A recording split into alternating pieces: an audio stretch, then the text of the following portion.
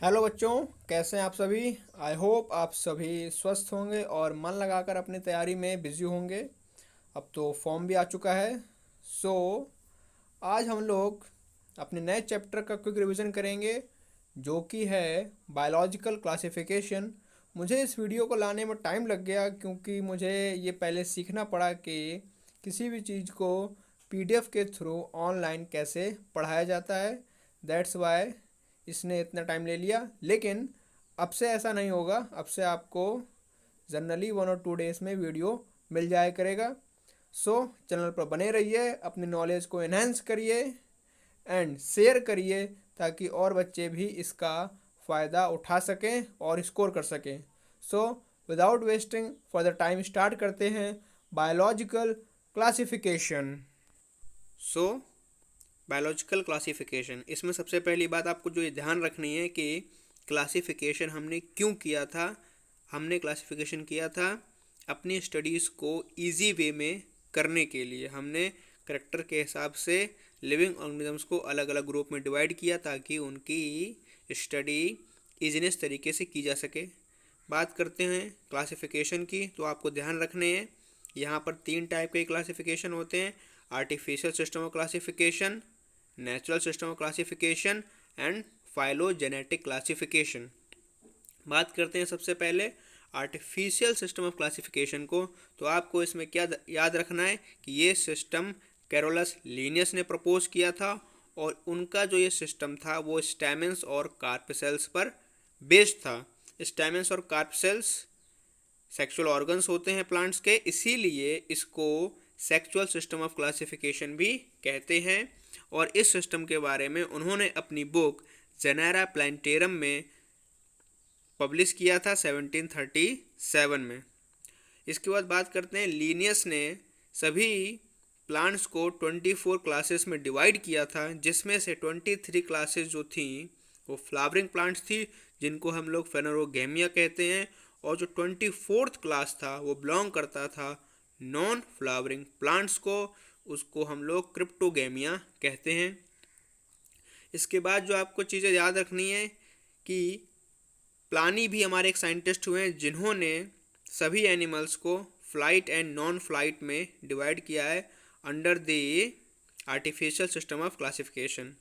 बात करें थियोफ्रास्टस की, तो इन्होंने सभी प्लांट्स को 4 ग्रुप्स में डिवाइड किया था: ट्रीज में, हर्ब्स में, श्रब्स में और अंडर श्रब्स में। ये आपको बात ध्यान रखना है कि थियोफ्रास्टस ने प्लांट्स को किस किस में डिवाइड किया था, क्लासिफाइड किया था।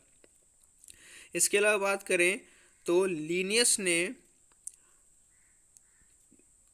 जो प्लांट्स थे उनके लिए क्लासेस बनाए थे, जैसे कि मोनेंड्रिया मतलब वो प्लांट जिनके पास एक स्टैमेन है, डायेंड्रिया वो प्लांट जिनके पास 2 स्टैमेन्स हैं, और इसके अलावा पॉलेंड्रिया या फिर कह सकते हैं ट्राई जिनके पास 3 या फिर 3 से ज़्यादा स्टैमेन्स थे।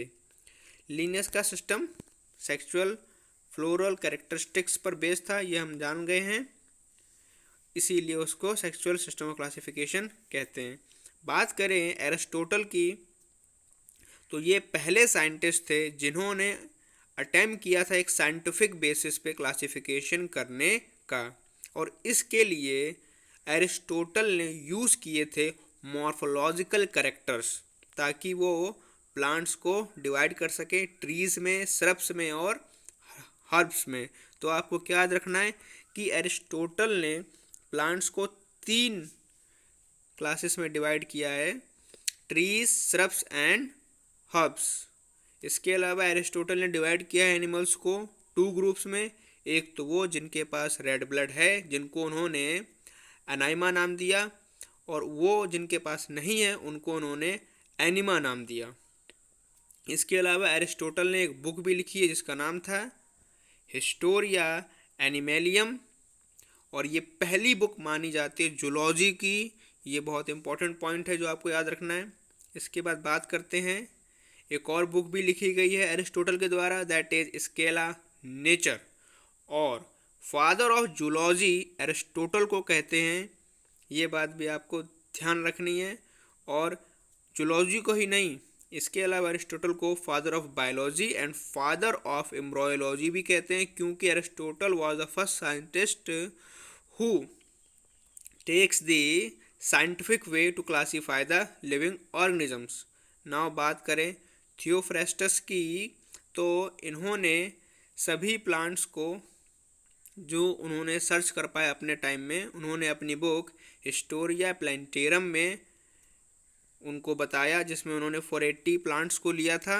और ये जो हिस्टोरिया प्लांटेरम है, ये पहली बुक मानी जाती है बॉटनी की। This is the most important point, you have to remember that Historia Plantarum was the first book of botany.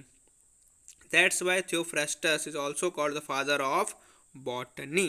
So this is all about artificial system of classification. Now moves on natural system of classification. So first of all, natural system is based on natural affinities of plants. You have to remember this particular point, that this system is based on plants. Natural system of classification for seed plants was proposed by George Bentham and J. D. Hooker. Bentham and Hooker published 3 volumes of genera Plantarum and describing 202 families of angiosperms. You have to remember this point.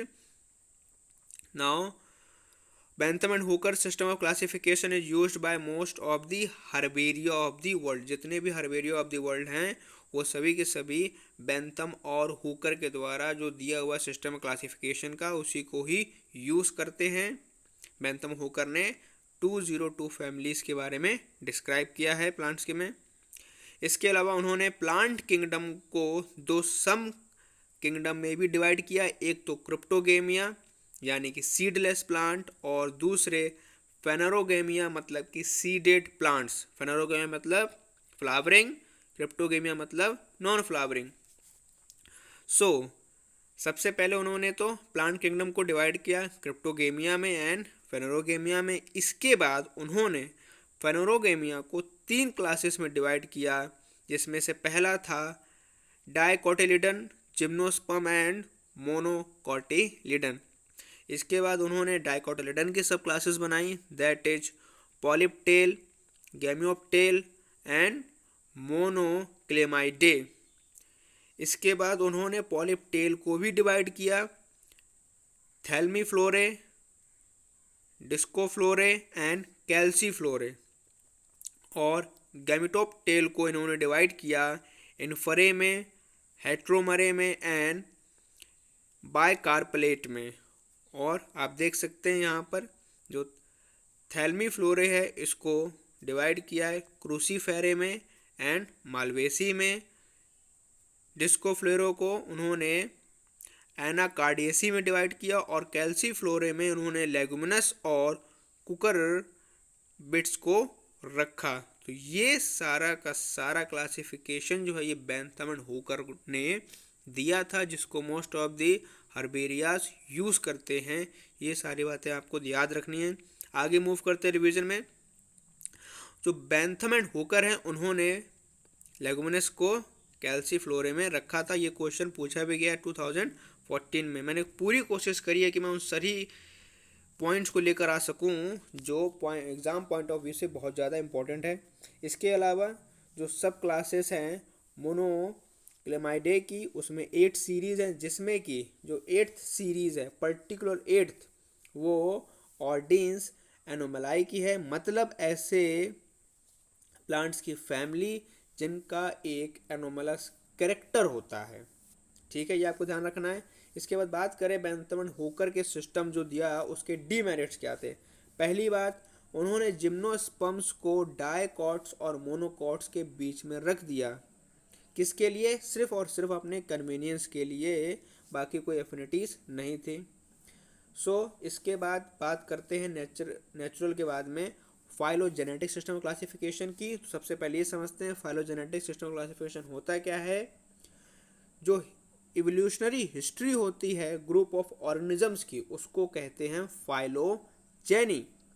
जो phylogenetic system है ये हमारा based होता है evolutionary relationship, या फिर कह सकते हैं कॉमन इवोल्यूशनरी डिसेंट पर। इसके अलावा in classification of plants the term cladistic का मतलब होता है फाइलोजेनेटिक क्लासिफिकेशन। ये आपको याद रखना है, कई बार पूछते हैं कि क्लैडिस्टेटिक्स का मतलब क्या हो सकता है, या फिर पूछ सकते हैं कि इसका मतलब क्या है। तो जो न्यू सिस्टमैटिक्स था उसके अलावा उसको हम लोग बायोसिस्टमैटिक भी कहते हैं।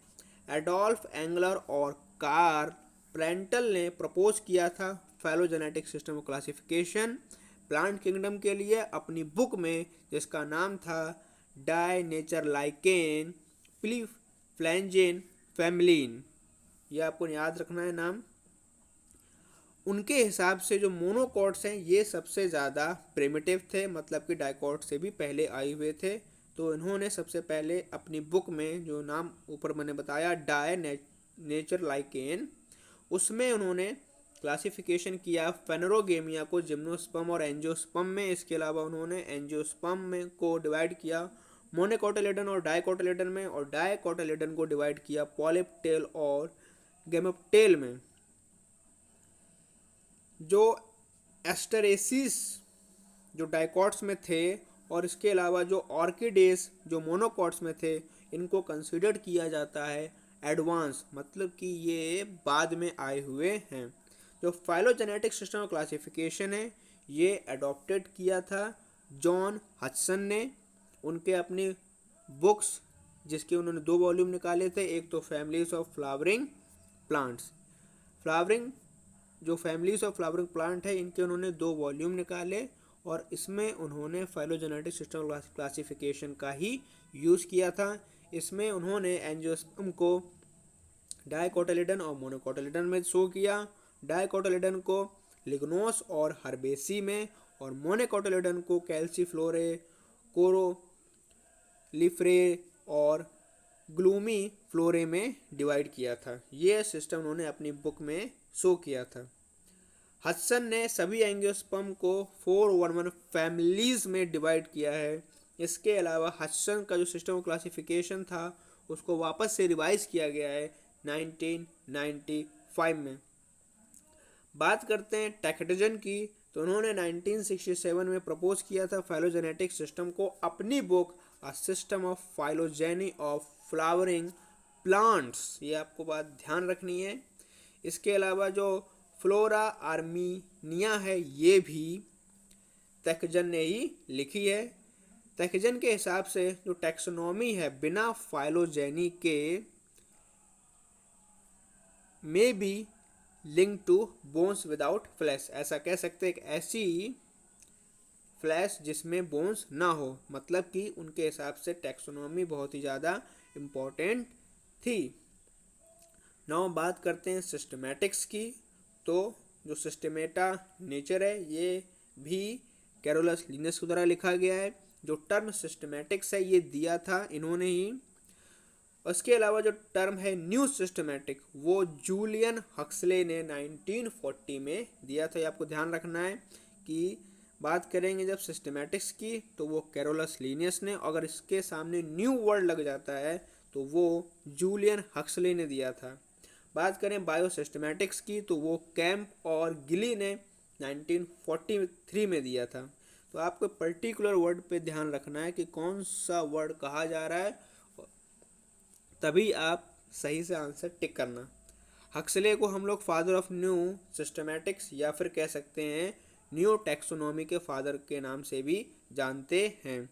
बात करें फॉर्म्स ऑफ न्यू सिस्टमैटिक्स की, तो जो न्यूमेरिकल टैक्सोनॉमी है ये बेस्ड होती है सभी ऑब्जर्वेबल कैरेक्टर्स पर, और इसको ईजिली कैरिड आउट किया जाता है यूजिंग कंप्यूटर्स। बात करें साइटोटैक्सोनॉमी की, ये बेस्ड होता है साइटोलॉजिकल इन्फॉर्मेशन जैसे कि chromosome number, structure and behaviour. Then term हमारा है कीमोटैक्सोनॉमी, ये आपका बेस्ड होता है, इसके आप नाम से ही समझ सकते हैं, chemical constituents of plants and secondary metabolites पर। बात करें कैरियोटैक्सोनॉमी की, तो ये सिस्टम बेस्ड होता है nucleus and banding pattern of chromosomes. बात करें एक्सपेरिमेंटल टैक्सोनॉमी की, तो ये सिस्टम जो है ये बेस्ड है जेनेटिक रिलेशनशिप पर। इसको हमने एक्सपेरिमेंट की हेल्प से पता किया था। इसके अलावा जो आपको इसमें चीज़ें याद रखनी है कि जो क्लासिफिकेशन है जो कि बेस्ड है बोथ इवोल्यूशनरी रिलेशनशिप और साथ ही साथ में जेनेटिक रिलेशनशिप पर, इसको हम लोग बायोसिस्टमैटिक्स कहते हैं। और आपको ये याद रखना है कि बायोसिस्टमैटिक वर्ड किसने दिया था। जो इवोल्यूशनरी हैं या फिर जो इवोल्यूशन है सिमिलैरिटीज़ का, डिफरेंसेस का, अलग अलग स्पीसीज़ के बीच में जब उनका यूज़ करते हैं बाय न्यूमेरिकल मेथड, तो उसको कहा जाता है फेनेटिक सिस्टम। जो फेनेटिक सिस्टम है क्लासिफिकेशन का, वो एम्प्लॉयज करता है numerical data to evaluate similarities and differences. ये हमें ये चीज़ें बताता है कि क्या क्या डिफरेंसेस हैं, क्या क्या सिमिलैरिटीज़ हैं।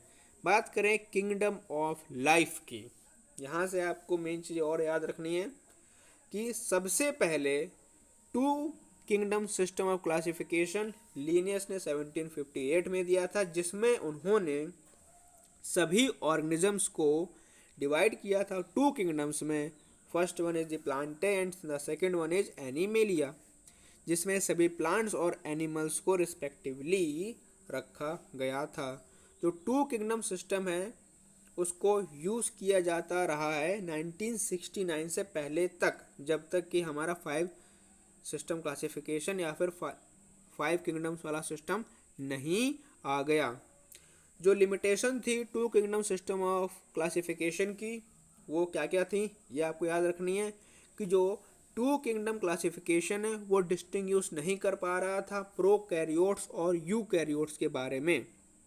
जैसे कि बात करें, इस सिस्टम ने प्रोकैरियोट्स बैक्टीरिया को, ब्लू ग्रीन एल्गे को साथ में रख दिया था दूसरे ग्रुप्स के साथ में जो कि यूकैरियोटिक भी थे, जैसे कि plant, fungi and animals.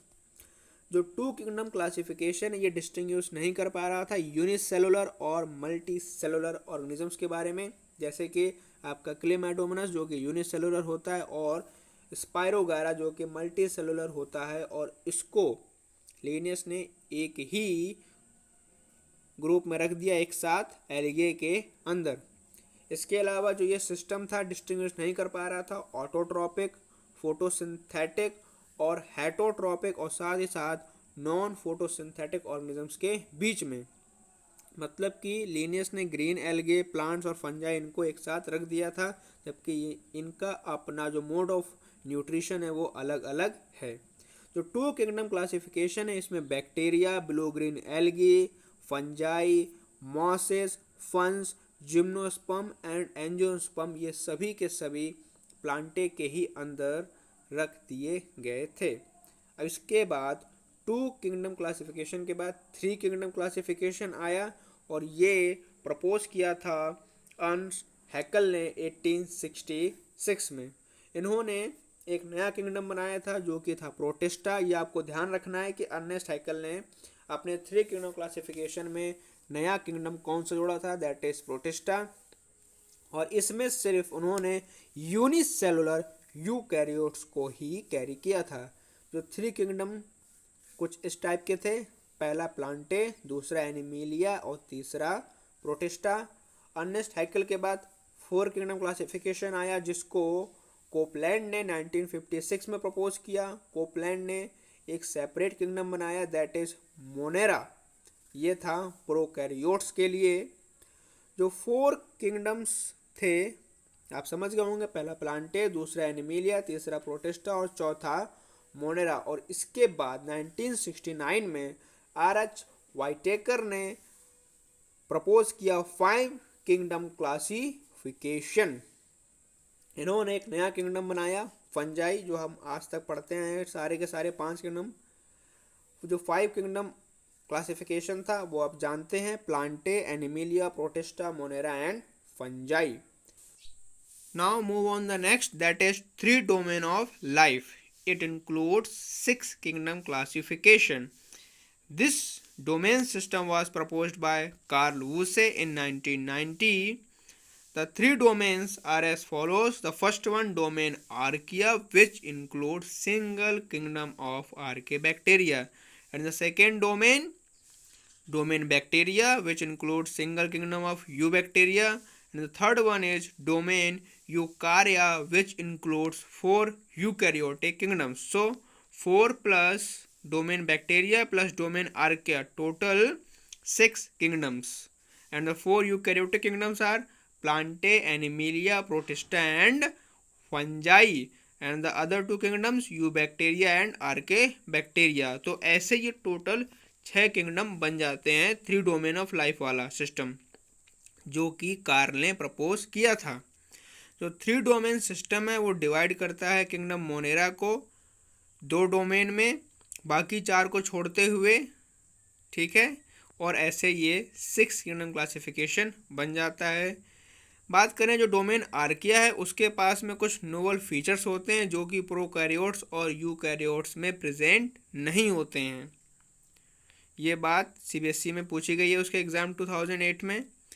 Plantae and Animalia ये 2 ऐसे किंगडम है, आप देखते आ रहे होंगे कि ये बने हुए, मतलब इसमें कोई भी चेंजमेंट नहीं लाया गया है, लेकिन समय के साथ और ग्रुप्स इनके अंदर जोड़े गए हैं, इसमें इंक्लूडेड किए गए हैं. आफ्टर दिस डिस्कवरीज नाउ बात करते हैं किंगडम मोनेरा की. तो मोनेरन्स में सारे के सारे प्रोकैरियोट्स को रखा गया है.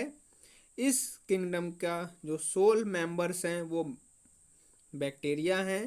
मोनेरा के 2 मेजर ग्रुप्स हैं, एक आपका आर्केबैक्टीरिया और दूसरा यूबैक्टीरिया. फर्स्ट ऑफ ऑल बात करते हैं आर्केबैक्टीरिया में कि आपको आर्केबैक्टीरिया में कौन कौन सी बातें ध्यान रखनी है. सबसे पहली बात, आर्केबैक्टीरिया को ओल्डेस्ट लिविंग बींग्स माना जाता है. ठीक है. दूसरी बात, ये मोस्ट प्रिमिटिव बैक्टीरिया हैं. आर्केबैक्टीरिया के जो होते हैं ये एक टाइप के स्पेशल बैक्टीरिया होते हैं क्योंकि इनमें से कुछ मोस्ट हार्श हैबिटेट में रहते हैं, जैसे कि हेलोफाइल्स, ऐसे बैक्टीरिया जो कि एक्सट्रीमली सॉल्टी एरियाज में रहते हैं. दूसरे टाइप के हेलोबैक्टीरियम जो कि डेड सी और ग्रेट सॉल्ट लेक में मिलते हैं, जो कि मतलब कि जो हेलोबैक्टीरियम होते हैं ये आपको डेड सी में मिलेंगी और ग्रेट सॉल्ट में मिलेंगे, जहाँ पर जो NaCl की कंसंट्रेशन है वो 2 मोल से कम होती है. इसके बाद बात करते हैं थर्मो एसिडोफिल्स की. तो ये वो बैक्टीरिया होते हैं जो कि हॉट स्प्रिंग या फिर डीप सी वाटर में रहते हैं जहाँ पर प्रेशर बहुत ही ज़्यादा होता है. थर्ड टाइप की जो कैटेगरी होती है वो होती है मेथानोजीन्स की. ये ऐसे बैक्टीरिया जो कि मार्सी एरियाज में रहते हैं. हेलोफिल्स और जो मेथानोजीन्स हैं ये ओब्लिगेट एनएरोब्स हैं, मतलब कि दे डू नॉट रिक्वायर ऑक्सीजन. बाकी जो थर्मो एसिडोफिल्स हैं ये फैकुलेटिव एनएरोब्स होते हैं, इनको ज़रूरत पड़ती है. जो मेथानोजेंस हैं ये कई सारे एनिमल्स के गट में भी रहते हैं, उनके रूमिनेंट में भी रहते हैं, जैसे कि काउस, बफेलोस, और वहीं से वो मीथेन गैस का प्रोडक्शन करते हैं जो कि एज अ बायोगैस यूज़ की जाती है. इसके अलावा ये एनिमल्स के डंग में भी प्रेजेंट होते हैं, फॉर एग्जांपल मेथानोबैक्टीरियम. और आगे बात करें आर्केबैक्टीरिया में, तो आर्केबैक्टीरिया बाकी जो दूसरे बैक्टीरिया होते हैं उनसे अलग होते हैं. इनके पास डिफरेंट सेल वॉल का स्ट्रक्चर होता है और डिफरेंट सेल मेम्ब्रेन होती है. ये बहुत ज़्यादा ध्यान रखना है आपको, that archaebacteria consist different cell membrane and this feature is responsible for their survival in extreme conditions. Now eubacteria are also called true bacteria. They includes bacteria, cyanobacteria and mycoplasma. Cyanobacteria means blue green algae. Now bacteria are the most abundant microorganisms. You have to remember this thing, a point, that the most abundant microorganism are bacteria. Almost all organisms, bacteria are most adaptable and versatile. इनके जितना और कोई फैला हुआ नहीं है। इनको हम लोग कई बार ओमनी प्रेजेंट भी कह देते हैं। डायलिस्टर्स pneumocystis is smallest bacterium. You have to remember this particular name, that which bacteria is the smallest, that is Dylister pneumocystis. Bacteria were first discovered by Leeuwenhoek. Term bacteria given by Ehrenberg. Germ theory of disease given by Louis Pasteur. Father of bacteriology called Anton von Leeuwenhoek, जो कि Holland से थे। Cocci bacteria are smallest in size. Salmonella is rod shaped bacterium which is gas forming and causes food poisoning. ये आपको बात ध्यान रखनी है, that Salmonella is rod shape, और ये क्या क्या कॉज करता है। Chain of rod shape bacteria is streptobacillus. You have to remember this particular point कि जो चेन होती है रॉड से बैक्टीरिया की, उसी को हम लोग स्ट्रिप्टोबैसिलस बोलते हैं। बात करें स्टैफिलोकस की, तो उनके पास में एक बंच लाइक इरेगुलर कॉलोनी होती है। ये बंच लाइक कॉलोनी में रहते हैं। Vibrio cholerae is comma shaped bacteria. जो शेप्स हैं उसके हिसाब से हमने बैक्टीरिया को डिवाइड कर रखा है। बात करते हैं फ्लैजुलर अरेंजमेंट की, तो उसमें पहले आएगा एट्रीकोहस, जिसमें कि फ्लैजुला एब्सेंट होता है। बात करें मोनोट्राइकस की, तो इनके पास केवल एक ही फ्लैजुलम होगा, क्योंकि मोनो मीन्स सिंगल, तो ये ऐसे बैक्टीरिया होते हैं जिनके एंड में केवल एक फ्लैजुला होता है। ज़ैंथोमोनस सिट्री, जिनके पास एक सिंगल पोलर फ्लैजुलम होगा। लोफोट्राइकोस, जिनके पास दो या फिर दो से ज़्यादा होंगे एक एंड पर। एम्फीट्राइकस, ऐसे बैक्टीरिया जिनके पास बंच ऑफ फ्लैजुला होंगे बोथ साइड पे। पेरिट्राइकस, ऐसे बैक्टीरिया जिनकी पूरी बॉडीज पर फ्लैजुला प्रेजेंट होते हैं। एग्जाम्पल के तौर पर स्कीरिया कोलाई एंड बैसिलस टाइफोसस। बात करें ग्राम स्टेनिंग के हिसाब से, तो ये डेवलप किया था हंस क्रिस्टन ग्राहम ने 1884 में। ये डेनमार्क से बिलोंग करते थे। बैक्टीरिया को सबसे पहले स्टेन किया था क्रिस्टल वायलेट, इसके बाद बैक्टीरियम बिकम ब्लू और वायलेट, ठीक है। They are then treated with 0.5% iodine solution, then stain will be fixed। तो ये बात ध्यान रखनी है, स्टेन को फिक्स करने के 0.5% आयोडीन सोल्यूशन का यूज़ किया जाता है। Then bacteria are distained by 95% ethyl alcohol और acetone। Bacteria which retain blue color are known as gram positive। Bacteria which do not retain color and become colorless are called gram negative। तो आपको ये ध्यान रखना है कि blue वाले positive हैं और उनका कोई कलर नहीं है वो निगेटिव हैं। निगेटिव का एग्जांपल है एस्किरिशिया कोलाई और राइजोबियम जैपोनिकम। जो मेन डिफरेंस होता है ग्राम पॉजिटिव और ग्राम निगेटिव में, वो ये है कि उनकी सेल वॉल कैसी है। तो बात करते हैं कंपोजिशन ऑफ सेल वॉल के ऊपर।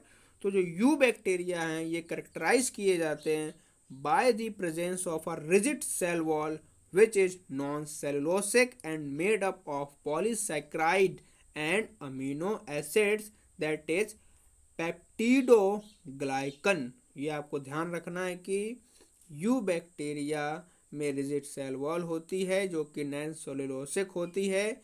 ये पॉलीसैकेराइड और अमीनो एसिड की बनी होती है। बात करते हैं जो सेल वॉल होती है ग्राम पॉजिटिव और ग्राम नेगेटिव की, उनकी भी पेप्टिडोग्लाइकन की बनी होती है। उसे कई बार म्यूरिन भी कहते हैं, कई बार म्यूकोपेप्टाइड भी कहते हैं। ये सारे के सारे नाम आपको याद रखने हैं। जितने भी आर्के बैक्टीरिया होते हैं उनके पास पेप्टिडोग्लाइकन नहीं होता, ये आपको ध्यान रखना है। केवल और केवल यू बैक्टीरिया के पास पेप्टिडोग्लाइकन होता है। उनके सेल मेम्ब्रेन पेप्टिडोग्लाइकन की बनी होती है। जो म्यूरिन होता है ये एक डेरिवेटिव होता है शुगर का, ये भी आपको याद रखना है। पेप्टिडोग्लाइकन जो है ये बनता है by the repeating units of N acetyl glucosamine, ठीक है, या फिर और साथ ही साथ में एन एसिटाइल मरमैरिक या फिर म्यूरेमिक एसिड की। तो शॉर्ट फॉर्म में आपको याद रखना है कि जो पेप्टिडोग्लाइकन है ये नैग और नैम के रिपीटिंग यूनिट से मिलकर बनते हैं और इनको ज्वाइन करने वाला जो बॉन्ड होता है वो होता है पेप्टाइड की चेन्स, ये इनको जोड़ती हैं और इससे पेप्टिडोग्लाइकन का फॉर्मेशन होता है। जो पेनिसिलिन है वो प्रिवेंट करती है cross linking and therefore killing the bacterial pathogens. Penicillin do not affect the mycoplasma due to absence of cell wall. आगे बात करें बैक्टीरियाज में तो gram positive bacteria lipid content is little but peptidoglycan content is 70 to 80%। सबसे ज़्यादा उनके पास peptidoglycan होता है। 10 to 20% of cell wall is formed by peptidoglycan in gram negative. तो ये आपको पर्टिकुलर पॉइंट याद रखना, जब बात करी जाएगी पॉजिटिव की तो उनके पास पेप्टिडोग्लाइकन सबसे ज़्यादा होगा, जब बात करेंगे नेगेटिव की तो उनके पास में लिपिड कंटेंट 20 to 30% होगा और जो पेप्टिडोग्लाइकन होगा वो 10 to 20% होगा। जो अमीनो एसिड प्रेजेंट होता है सेल वॉल ऑफ बैक्टीरिया में वो डाई अमीनो पाइमेलिक एसिड होता है, जिसे शॉर्ट फॉर्म में डैप कहते हैं। जो सेल वॉल होती है ग्राम पॉजिटिव बैक्टीरिया की उनके पास में टेकोइक एसिड होता है। Gram negative bacteria more complex cell wall रखते हैं अपने पास में as compare to gram negative. उनकी जो सेल वॉल होती है ये ज़्यादा कॉम्प्लेक्स होती है नेगेटिव वालों की पॉजिटिव वालों से। तो ग्राम नेगेटिव बैक्टीरिया होते हैं उनके पास एक्स्ट्रा लेयर होती है लिपोपॉलीसेकेराइड की और दूसरे म्यूरिन की। जो ग्राम नेगेटिव बैक्टीरिया हैं ये डिटेक्ट कर सकते हैं, रिस्पॉन्ड कर सकते हैं केमिकल्स को बाय एलपीएस। ये आपको सारी बातें याद रखनी है। LPS means lipopolysaccharide. ये आपको चीज़ें ध्यान रखना है कि ग्राम नेगेटिव बैक्टीरिया रिस्पॉन्ड भी कर सकते हैं और डिटेक्ट भी करते हैं। बात करें इनके रिप्रोडक्शन की तो बैक्टीरिया रिप्रोड्यूस होते हैं मेनली या फिर यूजुअली बाय फिजन या फिर बाइनरी फिजन, ठीक है। जो शॉर्टर जनरेशन टाइम है एस्केरिशिया कोलाई की as compare to the eukaryotes is due to large surface area per volume ratio. ये बात आपको बहुत ध्यान रखना है। शॉर्टर जनरेशन का रीज़न है सरफेस एरिया पर वॉल्यूम जो कि बहुत ज़्यादा लार्ज होता है। Sometimes under unfavourable condition they produce spores. आपको ये भी ध्यान रखना है जनरली बैक्टीरिया फिजन के थ्रू होंगे, लेकिन अगर कंडीशन उनके फेवर में नहीं है तो वो स्पोर्स का भी फॉर्मेशन कर सकते हैं। बात करें एंडोस्पोर फॉर्मेशन की तो एंडोस्पोर्स ये थिक वॉल्ड स्पोर्स होते हैं जो कि अनफेवरेबल कंडीशन में बनते हैं क्लॉस्ट्रीडियम में और बेसिली टाइप जैसे बैक्टीरियाज में। कोकी टाइप के बैक्टीरिया ये नॉन सिलेटेड होते हैं, उनके पास कोई भी सिलिया नहीं होता है, इसीलिए ना ही उनके पास में नॉन स्पोर फॉर्मिंग कोई चीज़ होती है। यूजुअली बात करें 3 से 4 एंडोस्पर्म्स प्रोड्यूस होते हैं एक बैक्टीरिया सेल में। ये बहुत इंपॉर्टेंट पॉइंट है, पूछा भी गया है। कोशिश तो मैंने यही करी है कि जितने भी क्वेश्चंस पूछे गए हैं पॉइंट्स पर और जो इम्पोर्टेंट पॉइंट्स हैं उनको ही मैं आपके सामने प्रेजेंट कर सकूं। They also produce by a sort of sexual reproduction by adopting a primitive type of DNA transfer from one bacterium to the other. Bacteria are haploid, you have to remember this point, and lack alternation of generation because there is neither meiosis nor syngamy. Most important point. बात करें पैरासेक्सुअलिटी इन bacteria या फिर कह सकते हैं genetic recombination की तो first of all conjugation जो कि डिस्कवर किया था लेडरबर्ग और टैटम ने ई कोलाई यानी कि एस्केरिशिया कोलाई के ऊपर 1946 में। जो लेडरबर्ग और टैटम है उन्होंने डिस्कवर किया था sexual reproduction in bacteria for the first time. ये बात ध्यान रखनी है किसने सेक्सुअल रिप्रोडक्शन के बारे में फर्स्ट टाइम बैक्टीरिया में डिस्कवर किया था। In bacteria sexuality was discovered by Lederberg and Tatum. ठीक है, जो ट्रांसफ़र है डीएनए का एक बैक्टीरियम से दूसरे में, ये सेल कांटेक्ट के ज़रिए होता है और इसी को हम लोग कंजुगेशन कहते हैं। बैक्टीरिया में जो सेक्स होता है इसको हम लोग पीली के द्वारा डिटरमाइन करते हैं। जो सेक्स फैक्टर होता है बैक्टीरिया का वो एफ फैक्टर होता है। जो पिली है ये इन्वॉल्व होता है सेक्सुअल रिप्रोडक्शन में।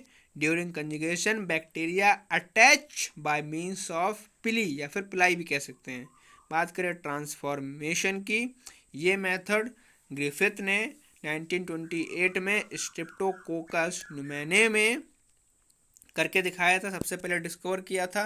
इन transformation there is transfer of DNA fragments from a donor to receptor bacteria cell through the medium. वो मीडियम आपका कुछ भी हो सकता है, सेल या फिर कह सकते हैं आपकी गन हो सकती है। आपने पढ़ा होगा जो आपका चैप्टर है जिसमें डीएनए रिकॉम्बिनेंट टेक्नोलॉजी के बारे में बताया गया है।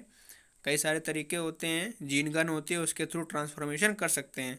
बात करें ट्रांसडक्शन की, ये डिस्कवर किया था जिंडर ने एंड लीडरबर्ग ने 1952 में in Salmonella typhimurium. In transduction there is a transfer of foreign genes by means of viruses और बैक्टीरियोफेजेस। मतलब कि अगर किसी फॉरेन जीन को किसी बैक्टीरिया में डालना है तो उसके लिए हमें वायरस चाहिए, और जो वायरस बैक्टीरिया को इन्फेक्ट करते हैं उन्हीं को बोलते हैं bacteriophages. Transfer of genetic information through transduction involves bacteriophages release from donor cell. इसके बाद बात करें इनके मेटाबॉलिक डाइवर्सिटी की, तो bacteria as a group show the most extensive metabolic diversity. जो मैक्सिमम न्यूट्रिशनल डाइवर्सिटी है ये मोनरेंस में मिलती है। ठीक है, बैक्टीरिया में भी फोटोसिंथेटिक ऑटोट्रोपिक और कीमोसिंथेटिक ऑटोट्रोपिक, ये दोनों टाइप में से किसी भी टाइप के हो सकते हैं। कुछ बैक्टीरिया ऑटोट्रोपिक होते हैं, ये अपना खाना खुद से बनाते हैं इनऑर्गेनिक सबस्ट्रेट्स से।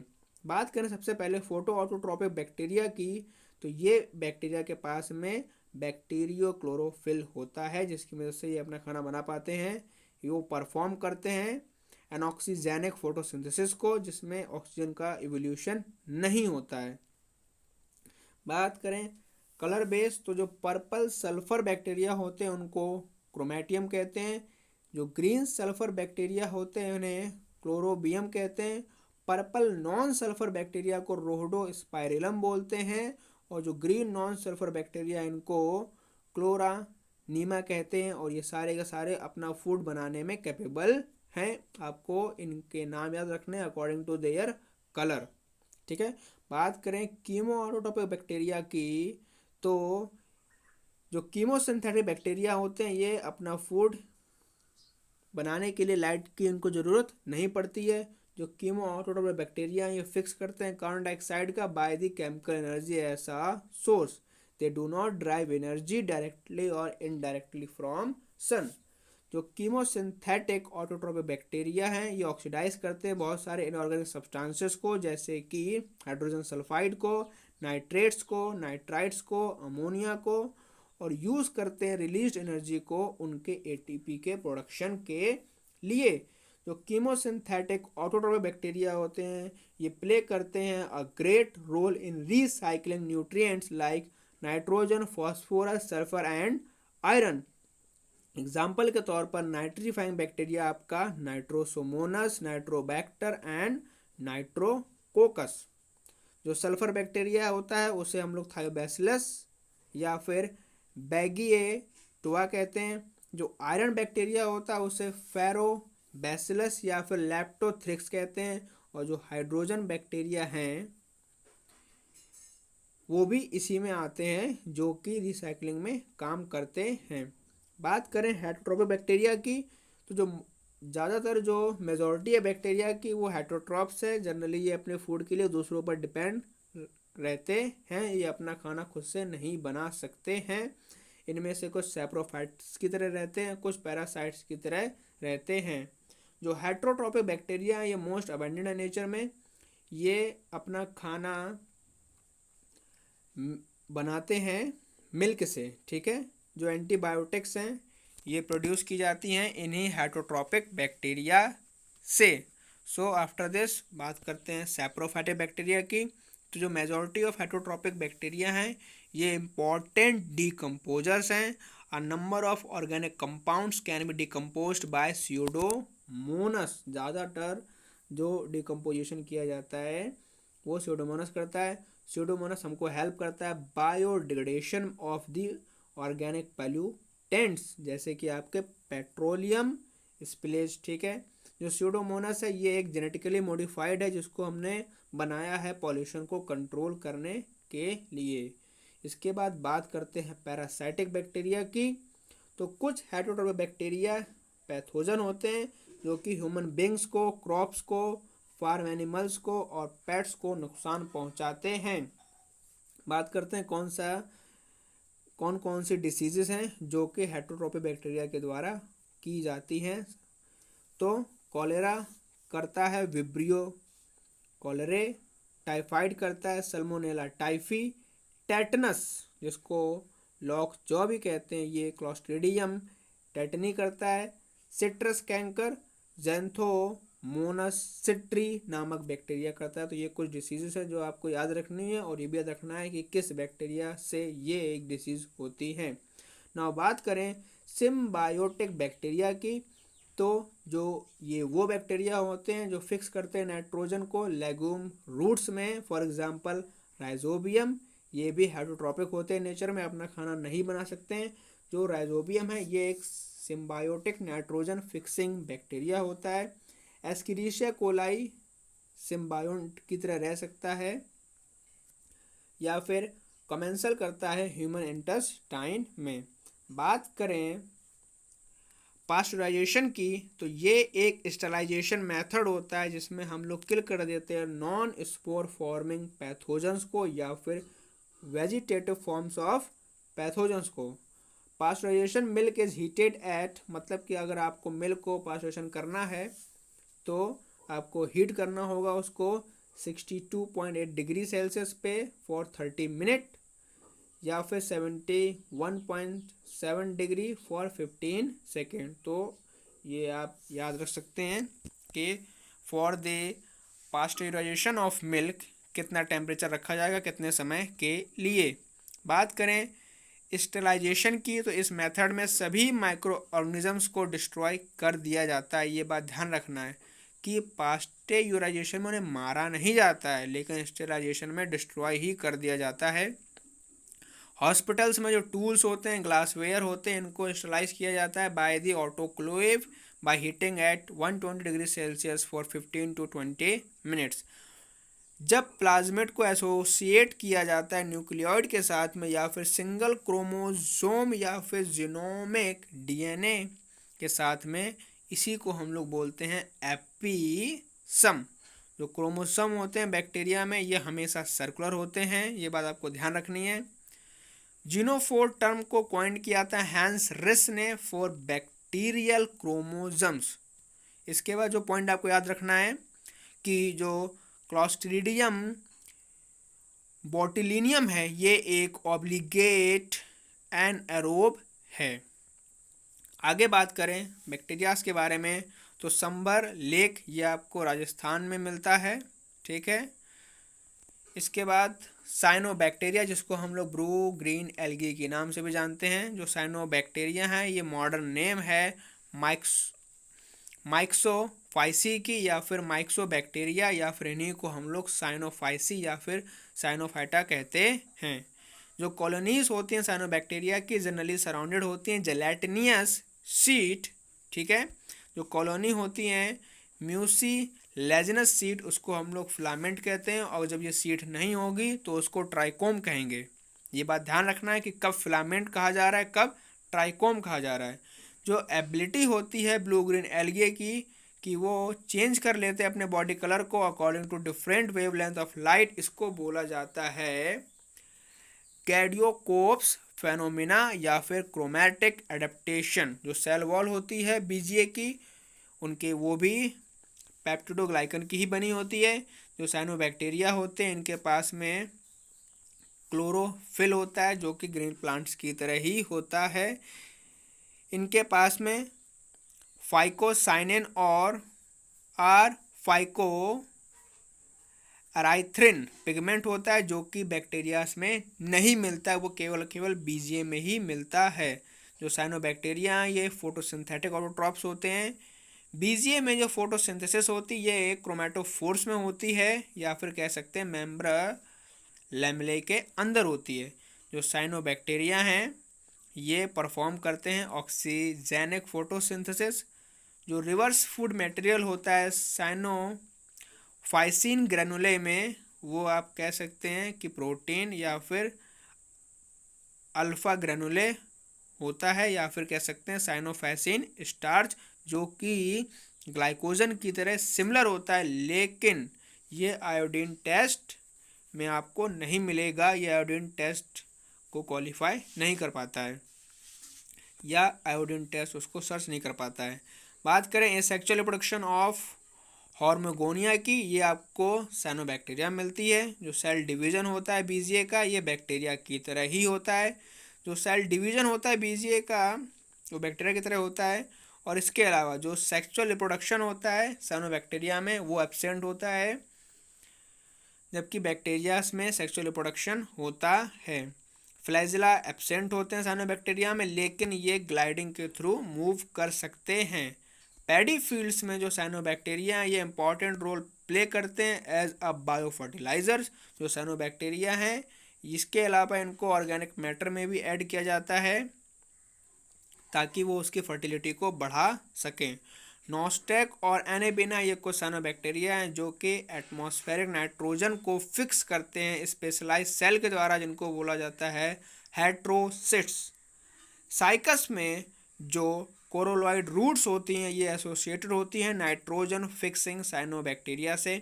बात करें एजोला में जो कि एक्वाटिक टेरिडोफाइट है, वो होस्ट करता है एक साइनोबैक्टीरियम दैट इज एनेबिना एजोला जो कि फिक्स करता है नाइट्रोजन को। थोड़ा सा कुछ और मोर इम्पोर्टेंट पॉइंट हैं। जो एनेबिना है वो फिक्स करता है नाइट्रोजन को freely as well as symbiotically, दोनों चीज़ें करता है, ध्यान रखना है। जो स्पाइरुलिना है बीजीए में इसके पास ग्रेट न्यूट्रिशनल वैल्यू होती है as a good source of protein and vitamin 12। जो एस्ट्रोनॉट्स होते हैं वो स्पाइरुलिना को ही लेते हैं क्योंकि वहाँ पर उनको इतनी अच्छी प्रोटीन नहीं मिल पाती है जब वो स्पेस में जाते हैं। जो रेड कलर होता है रेड सी का, वो due to the presence of red colour cyanobacteria जिनको हम लोग ट्राइकोडेस्मियम इराइथ्रियम कहते हैं। जो साइनोबैक्टीरिया हैं ये ब्लम्स को फॉर्म करते हैं पॉल्यूटेड वाटर बॉडीज़ में। जो लैंड है वो सिल्परी हो जाती है रेन में due to the growth of blue green algae. इसके बाद बात करते हैं माइकोप्लाज्मा की। तो जो माइकोप्लाज्मा है ये प्रोकैरियोटिक ऑर्गेनिजम्स होते हैं जिनके पास में सेल वॉल नहीं होती है, इसीलिए इनका कोई पर्टिकुलर स्पेसिफिक शेप भी नहीं होता है। ये आपको ध्यान रखना है कि माइकोप्लाज्मा का अपना कोई स्पेसिफिक शेप नहीं है। माइकोप्लाज्मा में जो प्लाज्मा लेमा होता है ये कोलेस्ट्रॉल से रिच होता है। माइकोप्लाज्मा स्मॉलेस्ट लिविंग सेल्स हैं आज तक के। माइकोप्लाज्मा बिना ऑक्सीजन के भी रह सकते हैं। बहुत सारे माइकोप्लाज्मा होते हैं जो कि पैथोजेनिक होते हैं एनिमल्स और प्लांट्स में। ये ग्राम नेगेटिव और हेट्रोट्रोपिक होते हैं। इनके पास में एलिमेंट्री बॉडीज होती है जो कि हेल्प करती हैं उनको रिप्रोडक्शन में। तो क्वेश्चन पूछा जाए कि माइकोप्लाज्मा कैसे करता है reproduction, they consist elementary bodies. ये रेजिस्टेंट होते हैं पेनिसिलिन को, ठीक है, that act on cell wall but killed by the tetracycline. और अगर आप क्लोरामफेनिकोल का यूज़ करेंगे या फिर स्ट्रिप्टोमाइसिन का यूज़ करेंगे ये भी इनके मेटाबॉलिक पाथवेज पे एक्ट करके इनको ख़त्म कर देता है। लेकिन पेनिसिलिन से माइकोप्लाज्मा नहीं मरता, ये आपको ध्यान रखना है। प्लांट में ये लिटिल लीफ और ब्रिंजल जैसी डिसीज़ करते हैं। इसके अलावा पोटैटो पर्पल टॉप जैसी डिसीज़ करते हैं। माइकोप्लाज्मा एबॉर्शन भी कर देते हैं। ये मोस्ट इम्पोर्टेंट पॉइंट है, ध्यान रखना है कि एबॉर्शन के लिए कौन रिस्पॉन्सिबल है, दैट इज माइकोप्लाज्म। ठीक है। तो बच्चों आज के लिए इतना ही, बाकी इसी चैप्टर का जो नेक्स्ट पार्ट है वो आपको जल्दी मिलेगा। तब तक के लिए जो भी पॉइंट्स मैंने डिस्कस किए हैं उनको सही से लिख लीजिए, पढ़ लीजिए, उनको याद रखिए टिल द एग्ज़ाम। तब तक के लिए वीडियो को लाइक करें, शेयर करें, सब्सक्राइब करें। थैंक यू बच्चों।